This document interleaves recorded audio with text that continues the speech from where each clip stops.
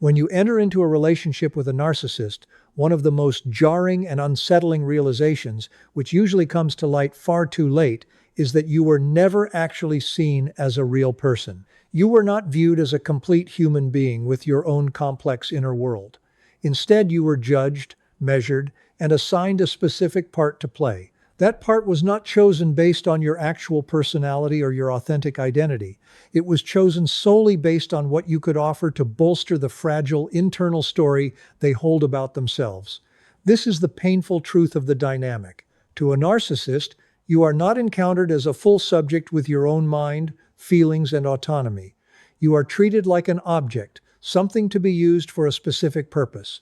This is not a small or inconsequential thing. It represents a profound failure in the basic human capacity to foster a genuine, authentic connection. It is the exact opposite of a healthy connection where two people meet as equals, recognizing the true humanity in one another. A narcissist simply lacks the ability to do this. Their entire psychological framework is built around defense rather than true connection. They interact with other people primarily as tools for their own emotional survival. In their internal processing, you are not a person with your own distinct dreams and feelings. You are a mirror designed to reflect back the exact image they need to believe about themselves. Stick with me here, because what we are uncovering next goes even deeper into their mind. You are a mirror intended to reinforce their grand sense of self-importance, or perhaps their belief that they are inherently superior to others, or in some instances, their firm belief that they are a constant, blameless victim. You exist to admire them, to shoulder the blame for them, to follow their every demand, and most importantly, to never threaten the idealized picture they are desperately struggling to keep alive. This carefully constructed image is everything to them. A narcissist is not just selfish in the typical ways people occasionally are. They are in a constant state of fighting off an internal collapse. Their sense of self is incredibly thin and unstable. It does not have the deep, strong foundation that genuine confidence is built upon. It is not supported by honesty, responsibility, or real self-awareness. Because of this, they are entirely dependent on other people to keep their self-esteem from evaporating into thin air. And that is exactly where you enter the story. You are assigned a clear role, the caregiver, the constant admirer, the one who absorbs all the blame, the one who carries the emotional weight, the one who smooths over every rough edge, the one who forgives far too much. These are rigid roles, not real relationships. And the moment you start stepping outside of that assigned script, the moment you begin to set boundaries, speak your needs, or evolve in a direction they cannot control, the dynamic shifts completely. The narcissist does not try to understand your growth or adjust their behavior. They simply switch their strategy. They may begin to devalue you, or they may discard you entirely.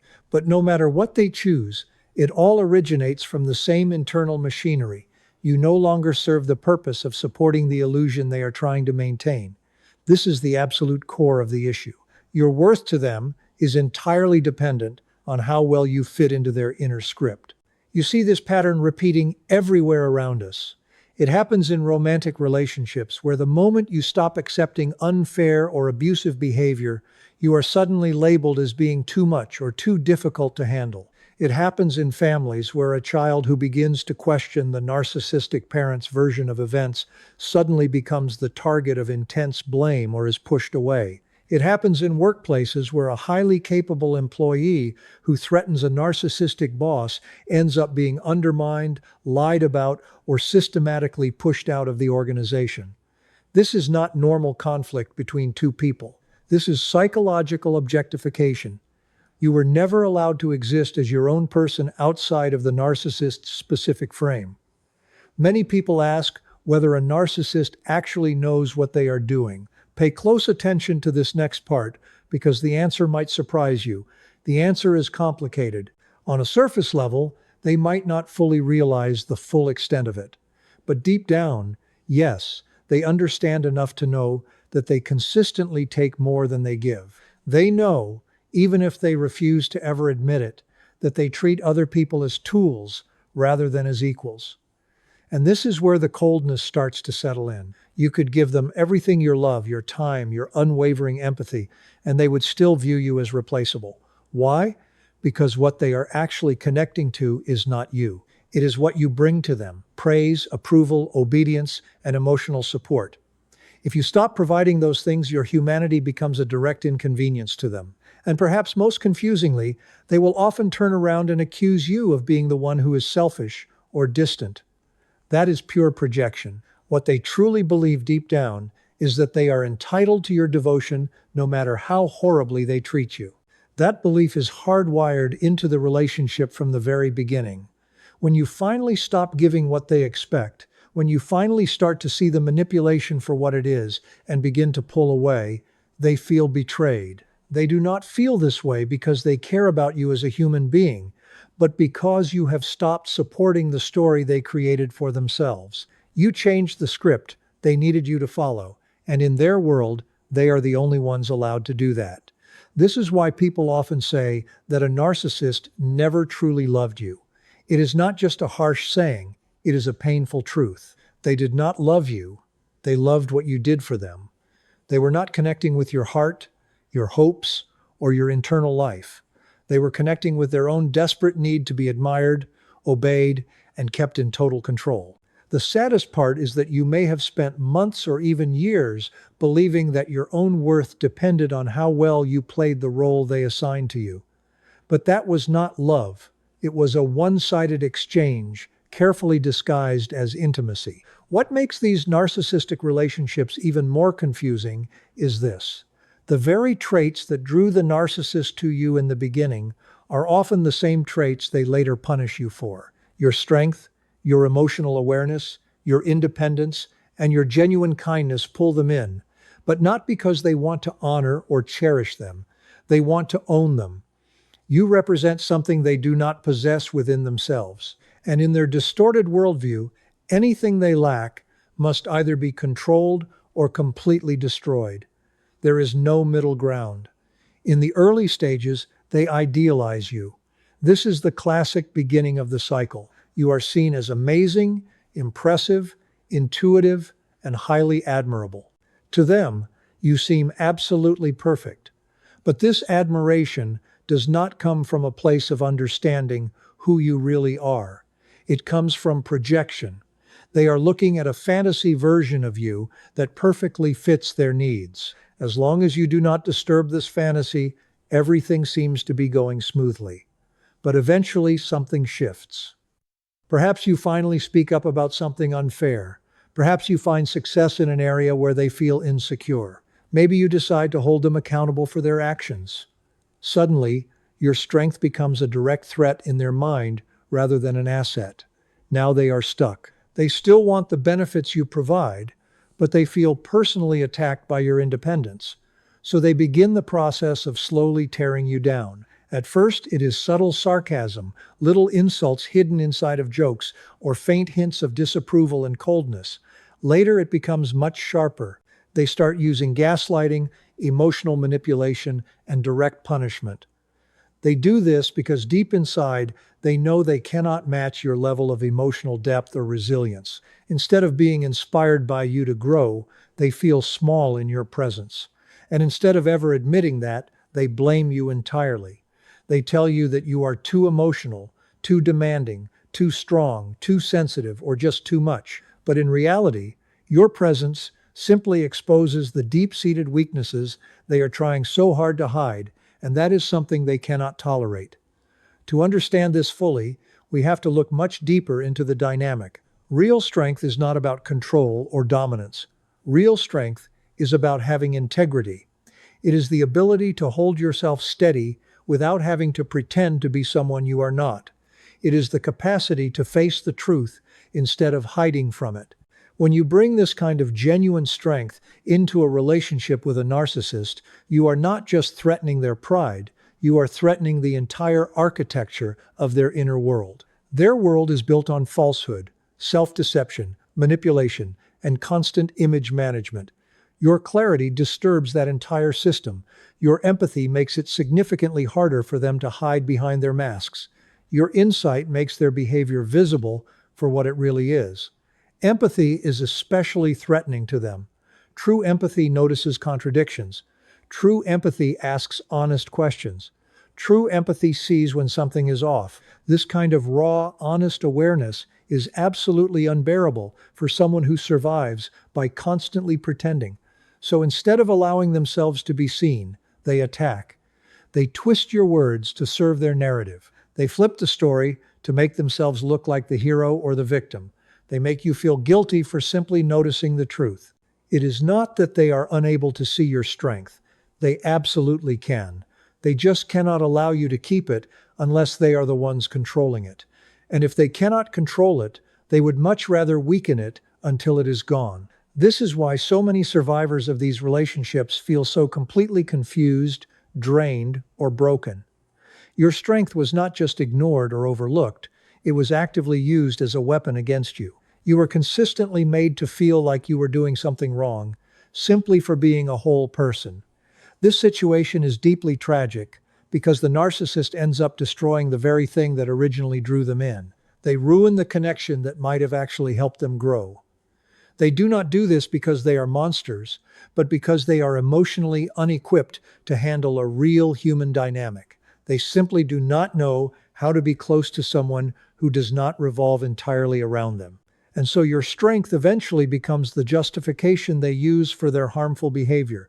They hate it because it reminds them of what they cannot face inside of themselves. It reminds them of the emptiness, the deep-seated insecurity, and the terrifying fear of being ordinary. So what does this ultimately mean for you, the person who has been caught in the middle of this strange and painful cycle? If you are finding clarity in this so far, make sure you keep listening, because this next step is where your freedom truly begins. It means you must learn the difference between being truly valued and being used. You must stop confusing admiration with love, especially when that admiration is only there to control you. Most importantly, you must finally understand that your strength was never the problem. Your strength is simply the specific thing the narcissist could never bend or mold to fit their own internal fantasy. Your strength is a constant threat to their fragile illusion, and it always will be. You can finally stop carrying the weight of the responsibility for their discomfort. You can finally stop twisting yourself into smaller and smaller shapes just to protect their fragile ego. You can stop apologizing for feelings that were entirely real and for reactions that were completely human. You can stop trying to act as a shield for someone who never actually intended to protect you in return. This is the major turning point that many people reach only after a very long and painful struggle. It is the moment when you finally recognize that your suffering was never the actual problem. The problem was the toxic environment that demanded you stay silent about your pain. Once you see this truth clearly, the entire dynamic of the relationship begins to unravel. You start noticing how many times you held yourself back or hid your true self just to make them feel secure. You remember all the moments when you softened your truth, not because what you said was wrong, but because you were terrified of the explosion that you knew would come if you dared to speak honestly. You see how you twisted yourself into someone you no longer recognize, not out of genuine love, but out of a desperate need for survival. And as this understanding starts to settle into your mind, something inside you begins to rise, slowly but steadily, like a deep truth you can no longer suppress. You begin the process of reclaiming pieces of yourself that you did not even realize you had given away. The sound of your own thoughts becomes clearer and more distinct. The heavy weight that has been sitting on your chest for so long begins to lift. The confusion that once wrapped itself around your emotions like a thick fog starts to break apart and fade away. And in that new clarity, you finally understand that the narcissist's reactions were never accurate reflections of your worth. They were merely reflections of their own fear, their insatiable hunger for control, and their internal emptiness that always needed to consume something from someone else just to feel temporarily full. This is the part that hurts the most at first, because it forces you to confront the harsh fact that no amount of love, patience, effort, sacrifice, or loyalty on your part could have ever changed the outcome. This was not because you were lacking in any way, but because they were completely incapable. They were simply unable to meet you where you stood. They were unable to see you as an equal partner. They were unable to care about your feelings without immediately interpreting them as personal threats. And they were unable to truly value your heart without wanting to own and dominate it entirely. But this difficult truth is also what finally sets you free. When you understand that the narcissist's envy, their cruelty, and their endless emotional games were all rooted in their own internal emptiness, you stop trying to fix what was never yours to repair in the first place. You stop trying to prove your value to someone who was always determined not to see it. You stop giving endless explanations to someone who only ever twisted your words against you. You stop hoping for genuine empathy from someone who only ever weaponized your openness and vulnerability. Slowly, your energy begins to return. Your inner voice grows louder and more confident. The world around you starts to look a little brighter and more hopeful. This is not because everything in your life magically becomes perfect overnight, but because the thick fog created by their constant chaos finally begins to clear. You start remembering what genuine peace feels like. You start remembering what real joy feels like without the suffocating weight of someone else's judgment constantly pressing down on it. You start feeling your own inner strength again. It is the same strength that was always inside you, but it was buried deep under their noise and their demands. And the more you step into this new space of self-discovery, the more you realize something incredibly important. Their envy was never about you being too much or doing too much. It was entirely about them being too little. It was about their total inability to create or sustain the emotional depth that you carry naturally. It was about their deep-seated frustration with the fact that you could feel things deeply, love honestly, and connect with others without having to pretend. These qualities confused them, threatened them, and angered them because they could never truly imitate them. And rather than learning from you or growing as a person, they chose to punish you for having the very things they lacked. This is exactly why your personal healing is your ultimate liberation. Every single step you take away from their influence weakens the hold they once had on your mind. Every moment of clarity you experience breaks another thread of the old story they trapped you in. Every breath you take without living in fear restores a part of you that they tried to dim. And with time, you begin to see that your emotional depth was never a burden or a flaw. It was never a sign of weakness. It was the very thing that made you powerful.